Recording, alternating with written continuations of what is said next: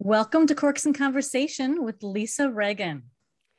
I'm so excited to talk to her, Cathi. I mean, she's written and sold so many books, and I love her latest book, Her Deadly Touch. Let's grab it. Yeah. Lots to love about this book. It's got a great, strong female lead with lots of depth, Josie Quinn. And if you're new to the series, like I am today, there's a lot to dive into, and can't wait to talk about it.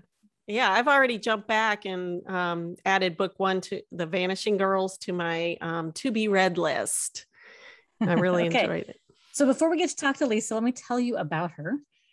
She is the USA Today and Wall Street Journal best-selling author of, as we discussed, the Detective Josie Quinn series, as well as several other crime fiction titles. She has a bachelor's degree in English and a master's of education from Bloomsburg University. She's a member of Sisters in Crime, very important, International Thriller Writers, Crime Writers Association, Mystery Writers of America. And she lives in Philadelphia with her husband, her daughter, and her Boston Terrier, who you might see on her social media if you follow along, which you should, Mr. Philip, very, very formal name for her little terrier. Lisa's titles have been translated into several foreign languages. Okay, this is the thing I can't wait to talk to her about. She has reached an amazing milestone of 2 million copies sold since the Detective Josie Quinn crime thriller series launched in 2018. And before this book, Her Deadly Touch, I'm going to show it again, so love the covers. And that was all before it was released. So I'm guessing she's a even bigger best-selling author by now. Lisa, welcome. It's so nice to talk to you today. Oh, it's a thrill to be here. I'm really excited. I love this podcast, so it's really exciting to be a guest. Oh, thanks. Thank you. We're glad you're here. So I guess before we get started with all the questions, we have to talk about the wine. Yeah, let's be serious. What are we all here to do? Okay, all right. Lisa? So Lisa picked out the Barefoot Rosé, which I could only get the giant bottle. Oh, well. Oh, that's a bummer. Problems. I know. But it was still like $10, and that's in Florida. But I love it because it's just refreshing, not to mention that it's cheap. And what is it? Price point. It says, I can't hardly read it because I forgot to write this down, but it's ripe raspberry and juicy watermelon. Mm-hmm. At least that's what I could see of it. Okay, so Lisa, what do you have? You have a different label behind yours. I know. Only because when I went down to get the rosé, it was not chilled. Yeah. So this is Notorious Pink, which actually sounds pretty good too. That sounds kind of mystery writing. I mean, it tastes similar. It's maybe a little drier, maybe a little more expensive, but I love anything rosé. So it does have to be chilled thow. That mine's on ice. Mine is too, actually, because in Florida everything gets hot. And and I also put some sparkling water. Actually it's club soda in it because I like the spritzer kind of feel, and also I'm not a fan of the sweetness, but I like it a little bit because now I feel like I just want it tastes like strawberry-ish, and I want to have some strawberries in there. And well, let's do a cheers to Lisa. Cheers. 2 million copies. Thank you. Cheers to you. Yum yum.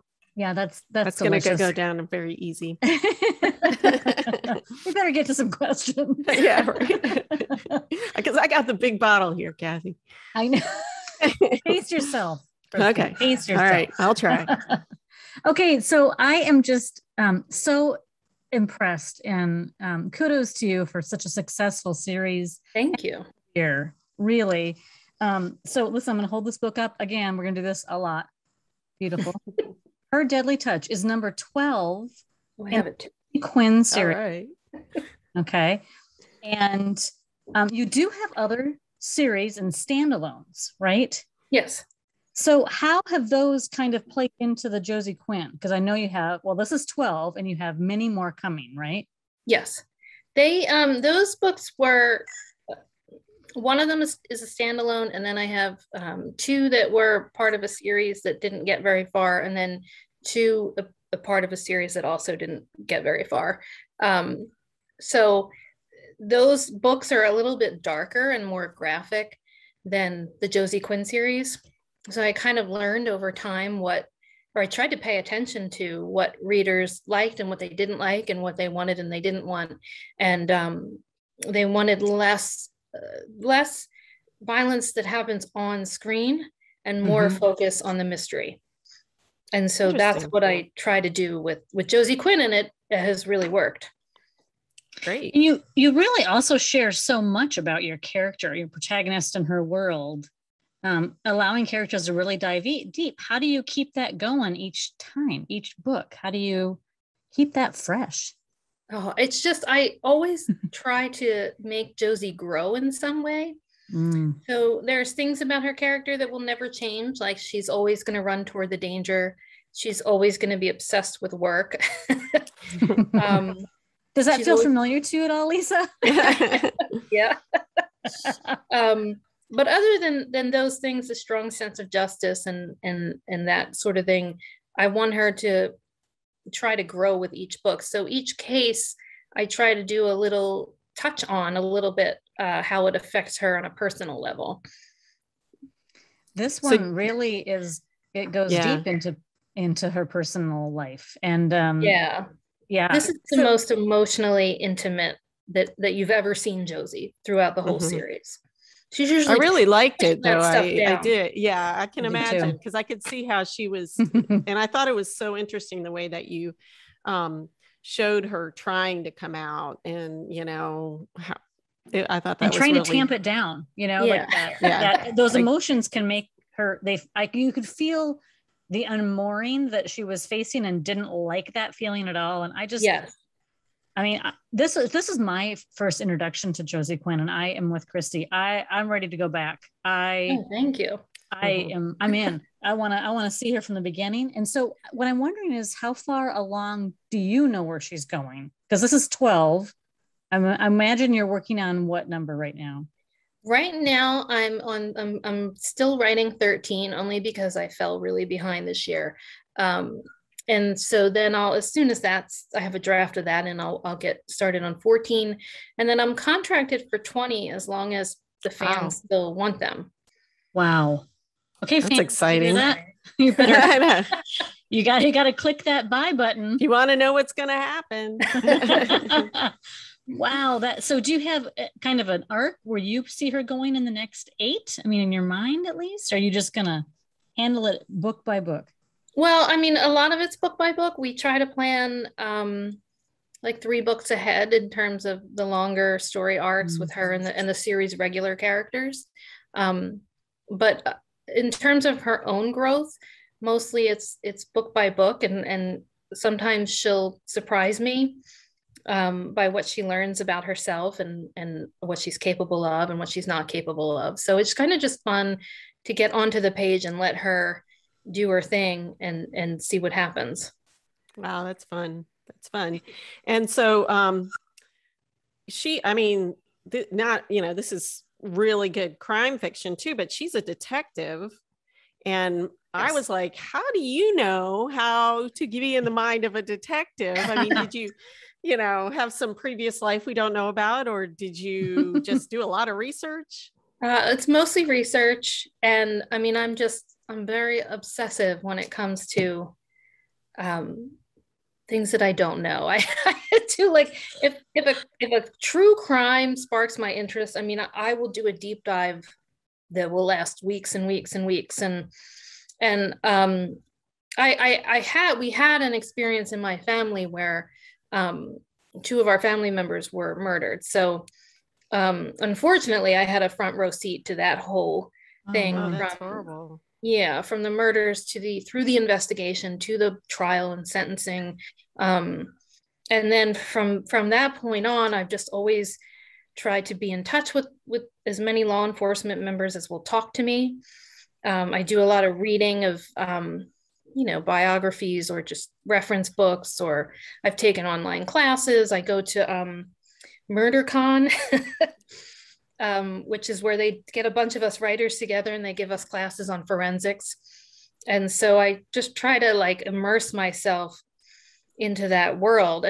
But I mean, for me, I mean, even before all that research started, it was kind of like a lot of my books have to do with missing people. And I was just like, if one of my people were missing, what questions would I be asking? Because like I said, I'm super obsessive. So I know I try to think of every question I would be asking. Not unlike a good detective, right? You're going to need to be obsessive to carry that through. I think it's fascinating. I have a small little history in law enforcement from my former life. And I'm fascinated that I'm so sorry for your family's tragedy. Genuinely. Yeah.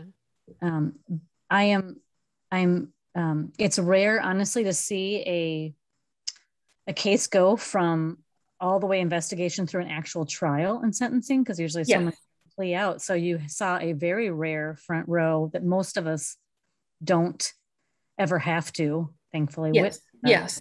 Yeah. But man, it definitely. I'm also obsessed with the podcasts like Undisclosed and those, Yeah. like, gotta find out. Oh, why don't you check this? And then they'll be like, okay, so we check this. And I'm like, how do I get a spot on that?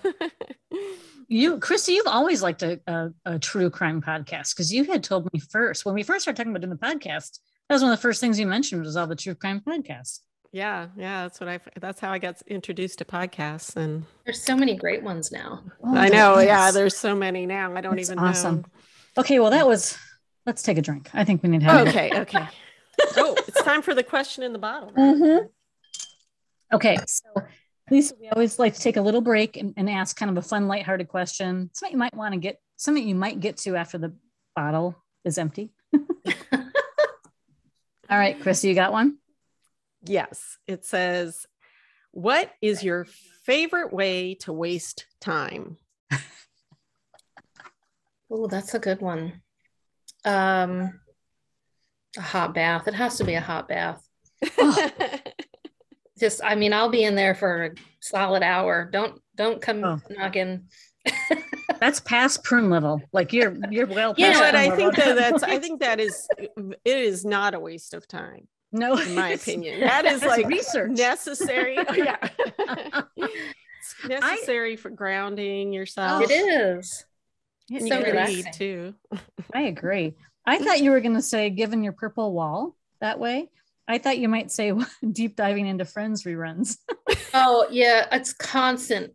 My family can't stand it because on TBS, Friends starts at like 10 a.m. here and runs till I think 3:30 or 4. And my husband will put the news on and then leave the room, and I'll put the TV on TBS, and he'll come back and he'll be like, "I did not put Friends on." It's better than the news, though. I know, right? You're like, I already got all my crime on paper. I don't want to watch it on TV. Yeah. Like, I've taken a bath. Yeah, I wrote. I'm good. Now I can watch Friends. Great. Okay, so on with the questions. Okay. So I understand that you spent nearly a decade trying to get into traditional publishing. And your first book was rejected by over 150 agents and 24 publishers. So obviously they don't know what they're looking at. And now here you are, a best-selling author. Can you just tell us a little bit about your path? Oh yeah, it's weird. It's weird that it happened. I was writing since I was 11 years old, and I had always written. Well, like as a teenager, I wrote a bunch of really terrible young adult books, and then as an adult, I would say between 18 and 22, I was in college, and I wanted to write, but I couldn't finish anything.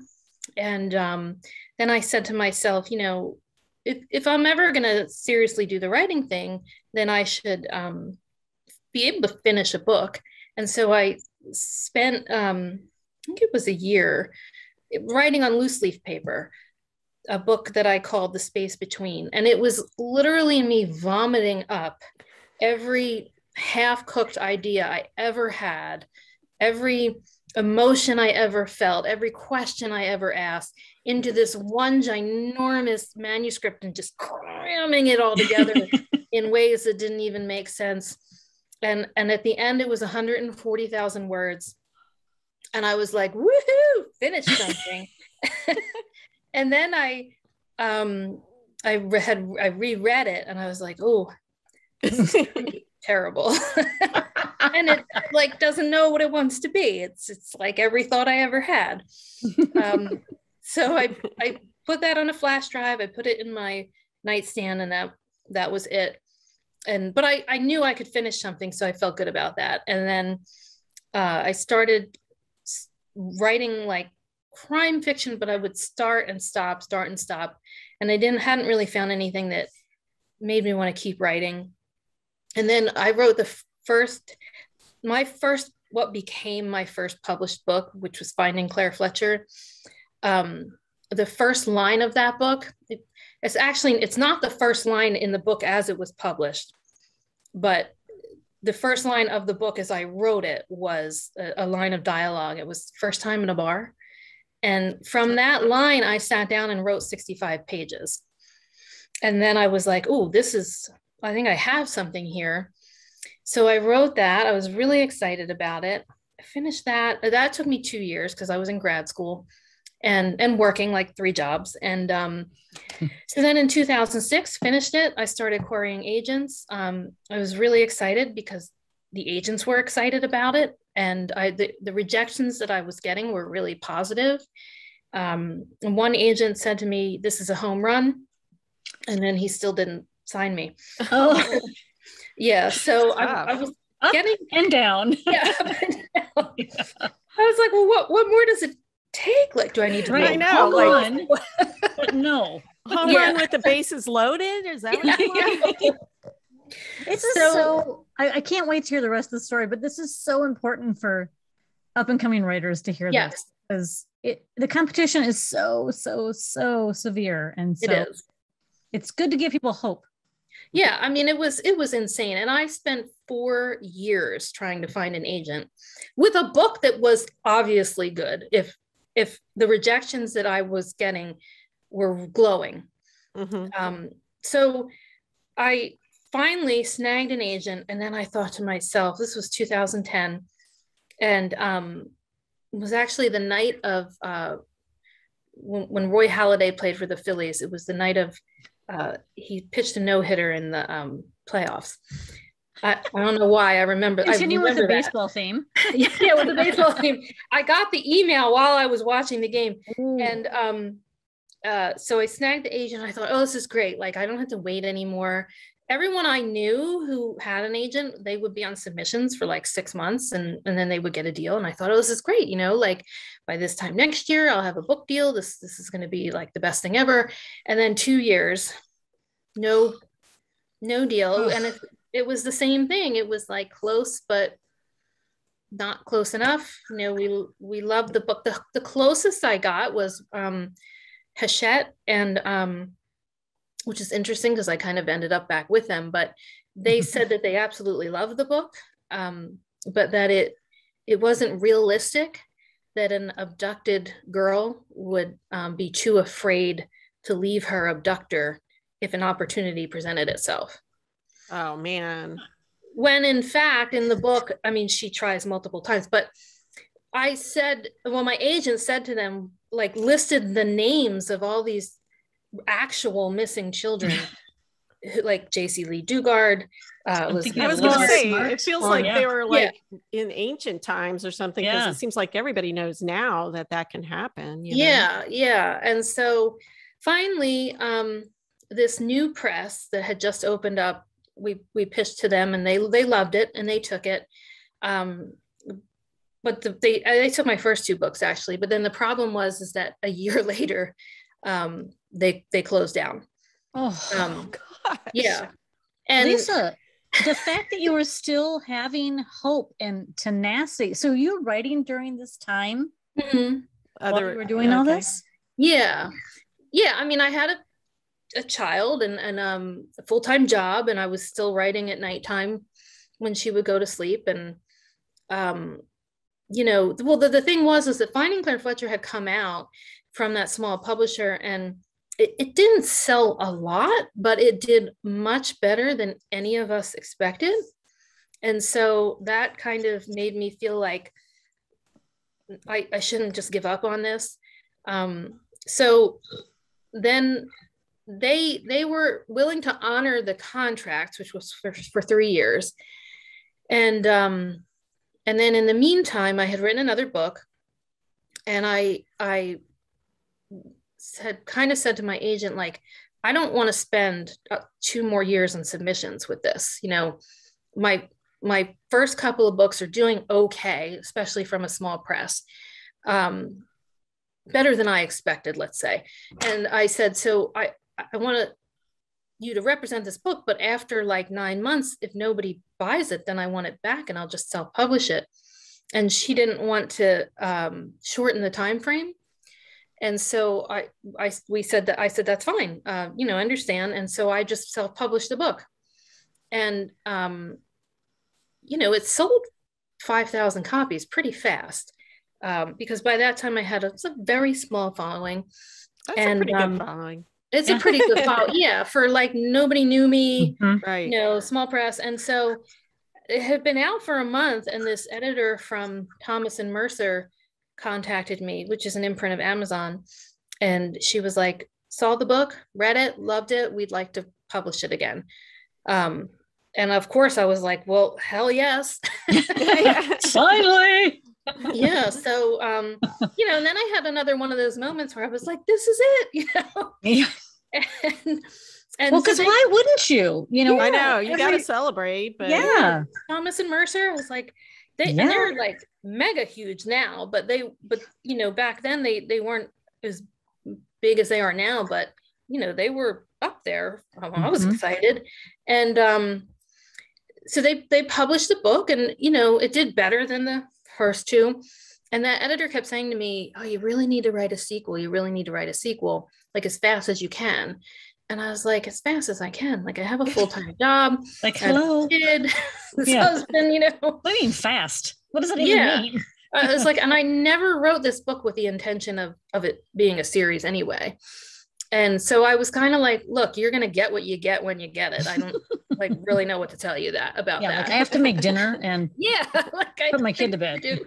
Yeah. So, so then by the time I wrote the sequel, I contact Thomas and Mercer, and like every person had left. My editor was gone. They never told me. They just like from top to bottom, they had staff change, and wow. And so I was like, oh, well, that's awkward, but I have the sequel. I have this thing you guys wanted. Yeah. And so, I mean, I forget the name of the gentleman that was at that time there, but he was wonderful. I mean, he was really gracious, and he was like, of course, we'll look at it. You know, it's no problem. I'll find an editor to take it and consider it. And so he did. He found me a very lovely editor who took a look at it. And then ultimately they decided that the sales of the first book weren't good enough to take a risk on a series. And so I was like, I understand, there's no problem. I self-published that, and that sold, you know, not as well as the Thomas and Mercer book, but it was putting up pretty good numbers for me, you know. And then my daughter just had like this lengthy time where she was having all these terrible medical problems, and so my writing was just kind of in the background, and I was kind of like, I don't know what I want to do. I think I'll just keep self-publishing. I don't know if I want to work with a publisher anymore or an agent. And while she was going through all of her, you know, very serious medical problems, I was like slowly writing a sequel to Finding Claire Fletcher. And so when I finished it, I sent it to my friends, my writing friends, who always read everything that I write. And they were like, you know, like, this is really good. This is you've like leveled up. So you really should pitch this to somebody, anybody. And I was like, but I don't want to go through this 6-year process. You know? Right. I've already got some readers. A little gun shy at this point, because that's what you've described a lot. Yeah. And when you've got things in your life, it's like hard to even focus on something like that. Yeah. And so I said to myself, okay, I've got the book. I'll pick 2 publishers that I would want to work with. And then I'll pitch it to them. And if they say no, I'll self-publish it. I'll be very happy. And so I pitched, since it was a sequel and I had the rights back to Finding Claire Fletcher, I pitched it to Book Auteur and Thomas and Mercer. And the funniest thing is that Book Auteur said that the books were great, but they weren't strong enough. And then Thomas and Mercer said it was very strong stuff. And so Thomas and Mercer was like, we'll publish them. And at the time, I mean, we were drowning in medical debt. And so I was like, I have to do whatever I have to do to pay down some of this debt. And so I was like, sure, take the books, publish them. That's great. And then in the meantime, Book Auteur was like, you know, we don't feel these are very strong, but we would still really love to work with you. Which, by the way, like no publisher does. I was just gonna say that's they don't. They've got like a huge pile already, right? Yeah, so they're asking you to. Wow. Yeah, I was like, to this day, I'm just amazed by it because, and really, I feel like that's the way it should be. You should be looking at the writer, not one book, right? Do you know what I mean? Because you get it, the way that it's structured now, you get one book, one chance. When some writers over time will definitely get better or write something that will fit. And so she said to me, send me everything you've got. And so I sent her like every half finished book I had, every idea I had ever had. Oh my gosh. Yeah. And she read them all. And she said, there was one that she really liked. It was at the time, it was a proposal for a book called Found Alive, which then became Vanishing Girls. And she read that proposal and she said to me, if you can write this book and proposals for 2 more in a series, then we'll talk. And at that time I was home like all the time because my daughter was recovering from these surgeries. And I was like, I'm not letting this like pass me by. So I, it was like pedal to the metal and wrote the book in 3 months. And I sent it to her with the other 2 proposals. And 3 months. 3 months. Yeah, 3 months. Yeah. I mean, it was crap. Don't get me wrong. Be honest. But it was a book. And I sent it to her and she loved it. And they offered me a 3-book contract and then they give you an okay, I was gonna say. And so that's how Josie was born. Well, how did this happen? And so that was the beginning of Josie Quinn then. That was Josie Quinn. And the really funny thing is, I mean, I tell the story all the time, but it's true. I really thought after my last 2 series that failed to thrive, that I would publish these 3 books, they would do okay. And then I would be right back out there on my own with another series that failed to thrive. So across those first 3 books is a very complete story arc for Josie. And because I never, ever expected her to do that well. Mm-hmm. So when did you all these in, sorry, Cathi, I was just like, so you're at 12 now. Was this all since 2018, all 12 of these books? Yes. Well, oh my gosh. 1 and 2 I wrote in 2017. Wow. And then the rest. You don't have a day job anymore, do you? No. Okay, good. I'm like, oh my gosh. And how's your daughter? Is your daughter doing good? Or she's doing great. Yeah. Okay, good. And I was writing at that pace. It was like 2018 into 2019. I had a full-time job and I was writing like 3 books a year. And I kept getting like having all these medical issues. Like at one point we thought I might've had a mini stroke. I go to the neurologist. He's like, tell me about your life. So I tell him, and he's like, yeah, you need to quit something. Stressed out. Yeah. And, you know, they did all this testing, everything was normal, but he was like, you need to like, stop. You need to pick one thing. No. I was like, yeah. And then I go to the stomach doctor because I'm like sick all the time. And she does the endoscopy and she's like, I've never seen a person with this much inflammation. And she's like, so tell me about your life. And I'm like, oh. And then she says, well, you need to like pick one thing and do that because you're gonna like give yourself stomach cancer. And I was like, what? Yeah, whatever, you know. And then I'm in the ER for chest pains. Okay. The doctor's like, there's nothing wrong with you, you know.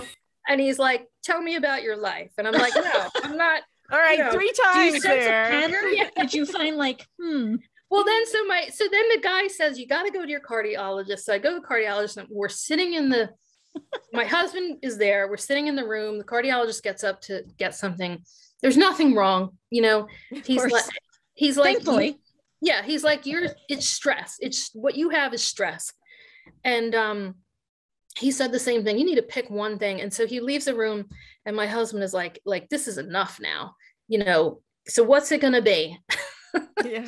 Is it going to be writing or is it going to be your full-time job?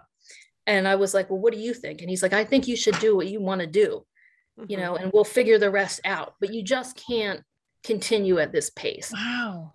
And I was like, okay, well, I want to write. And he was like, fine.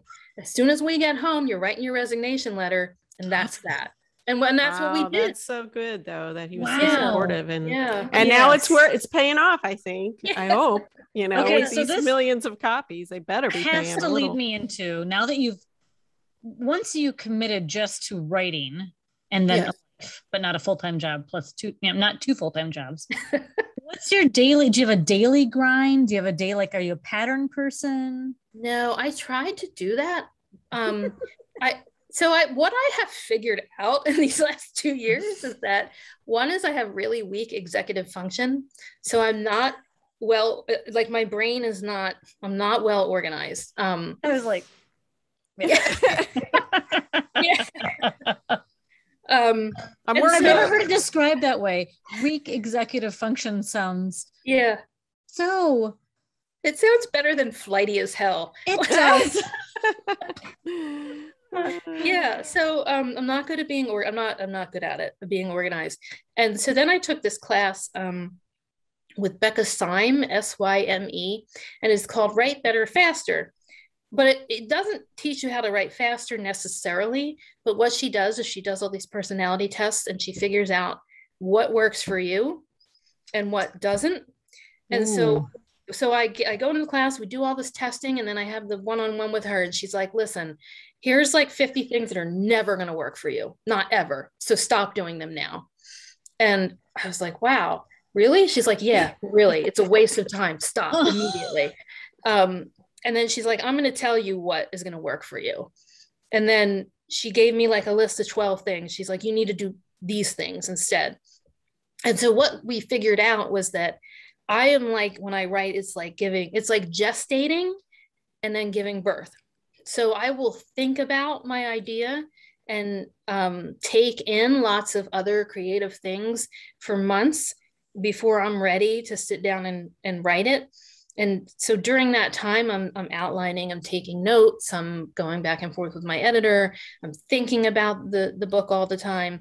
And then at some point, like 4 to 6 weeks before the first draft is due, that's when I sit down and then I write it. And then for like that time, I don't do anything else. Like my family knows not to talk to me. My husband just slides food across my desk, comes back for the empty plate. Like I don't take phone calls. I don't go to things. I don't do anything except for that. And it for me, I know it sounds stressful, but it's so much less stress because I'm like, this is my process and it always gets done. Yeah, I can see that. I can see that because it's when you have so many other things around that you get distracted and I mean, I don't think I could write a whole book in that short a period of time, but I do remember when I finished the one that I finished, it was like, I had to do the same thing. I just had to say, okay, all you people that call me all day long and do all this, I'm not answering the phone till this time of day. And I just, and that's the only way, because you just immerse yourself in it. So yeah, it's an immersive thing. I love the concept of what this, say her name again. Becca Syme. We'll have to put that link on our. Yeah, she will revolutionize your. I'm in. Yeah, because I try to do the everyday sit in my, and I do sit at my desk every day for a few hours, but most of the if it's not in that crunch period, what I'm doing is research. I'm outlining. I'm just writing down notes. I'm like writing questions. So it's just like a very free form. Kind of thing with very little structure, and lets me be creative and that sort of thing. And then by the time I sit down to write, I mean the book's pretty well mapped out. It's just a matter of going scene by scene and writing it. Love the concept of knowing yourself and then doing what works according to that. That is, I mean, that's we're gonna have to do that. Yeah, once you take the guilt out of it, it's like it's the best experience. What a concept. So I have to ask now, especially with what you just described. Yeah, take a drink. My God, we all need to take a drink. I need a drink after that big story. That's so good. So what is now the best part of the writing life for you? The best part is the flexibility. Honestly, because like during the time when my daughter was having surgeries and had to go to physical therapy, and there were so many appointments, and it was like I had to, my boss was the most wonderful, generous human being, on earth with me, with all of that, and so I was very, very, very lucky to have a boss who was like, do what you need to do and your job will be here. Because I don't know what would have happened to us if he hadn't been like that. But I always felt guilty because I'm missing work and things need to get done at the office, and I would be in a doctor's office, have the calls forwarded to my cell phone, trying to, take the calls and, be at this appointment. And so it's really nice now to have the flexibility where if I need to take her to an appointment, I can, or just anything, my mom was diagnosed with metastatic breast cancer, and now I can take her to her appointments if I need to. I mean, the flexibility of being able to be there for the people in my life is just like, it's liberating. That's great. That's beautiful. Yeah. That's beautiful. All right, Christy. Oh yeah. Before we go, we have one final question that we ask all our authors. Which of your characters would you like to share a meal with, and what would it be? Oh, that's a really, really good one. I think I would like to, I mean, this is so cliche, but it would have to be Josie. Yay. I was hoping you'd say Josie. And then I would ask her about all the stuff that, I don't know yet. And it would probably be seafood because she likes seafood, and so do I. So do I. I'm hungry now. All right. That's okay. Great. So listen, let's hold up this book one more time. Her Deadly Touch, number 12 in Josie Quinn. It's out now. It's been out since August. Yes. And go get it. It's fantastic. And then you'll have 11 more to read after that. Yeah. I loved this book. Thank you. Yes. I loved it. Loved it. Breaking things around. And I can't wait to go back now and start all over at the beginning. It's so great when you have a huge backlist. I know. I'm so excited. So our listeners are going to want to know more about you, Lisa. So where should they go to get their answers that they want to know about? Probably the central location, which will take you anywhere else you need to go, would be my website, which is www.lisaregan.com. It's LISAREGAN. And I just want to say really quickly, if you're on Facebook, you should come over and follow my Facebook page, my author page, even if you don't read my books, because we do giveaways over there like several times a week. We do mugs, we do swag, we do, if I or my assistant, if we find a book that we love or an author that we love, we will give away their books because we want other people to read them. So don't even have to come for me, just come to the giveaways. We will put that link in all of our information too, because that is super awesome. Thank you. Of that. Right. Well, I got to tell you, it's been a fun conversation. I knew it would be, again, but thank you. Thanks. And I guess, what do we have left to say? Maybe cheers. Cheers. We need to cheers, Lisa. Cheers. Thank you.